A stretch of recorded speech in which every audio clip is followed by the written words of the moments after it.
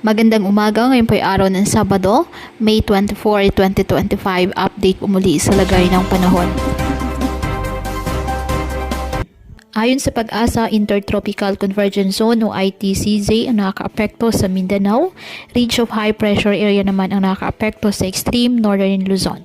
Habang easterlies o mainit na hangin na nagmumula sa dagat Pasipiko ang nakakaapekto sa nalalabing bahagi ng bansa.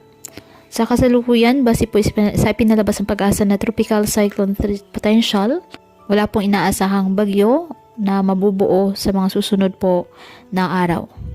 Ngayong araw, dahil sa ITCZ, asahan na maulap na halangitan, may kalat-kalat na pag-ulan at thunderstorms sa Mindanao.